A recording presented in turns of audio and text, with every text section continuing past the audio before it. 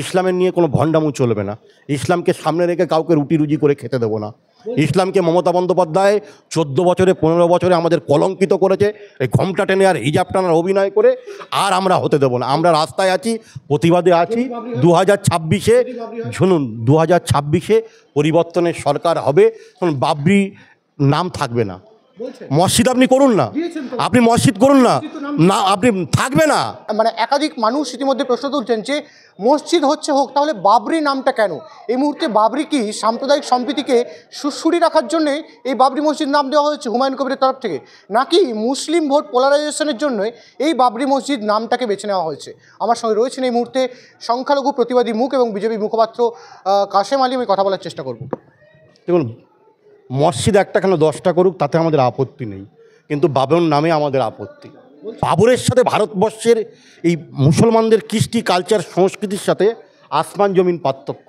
যারা এই বাবর নিয়ে মাতামাতি করছেন, আমি এর ঘোর বিরোধী। আপনি মসজিদ তৈরি করুন, একটা কেন 10টা করুন, মুসল্লিদের নামাজের স্বার্থে, তাদের ইবাদত করার স্বার্থে আপনি করুন, আমাদের কোনো আপত্তি নেই। রাম মন্দির হলে আমাদের আপত্তি বাবর নিয়ে আছে এবং থাকবে।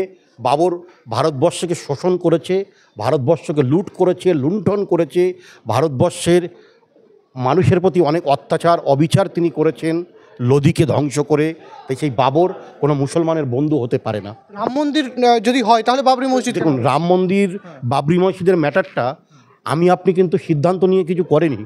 মহামান্য সুপ্রিম কোর্ট, মহামান্য আদালত তাদের জাজমেন্ট জানিয়েছে। সুপ্রিম কোর্ট অনুমোদন দিয়েছে, রাম মন্দির হয়েছে। সেখানে তো সুপ্রিম কোর্ট অনুমোদন দেয়নি বাবরি মসজিদের ক্ষেত্রে।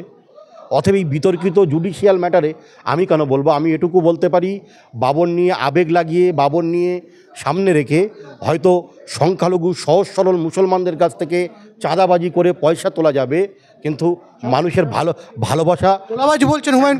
একদম তোলাবাজি। মমতা ব্যানার্জির স্টেপ নিই। মমতা বন্দ্যোপাধ্যায় বুঝে গেছেন 26-এ তার পরাজয় নিশ্চিত। হুমায়ুন কবিরকে তার স্টেপনি হিসেবে ব্যবহার করে নির্বাচনী বৈতরণী তিনি পার হতে চাইছেন।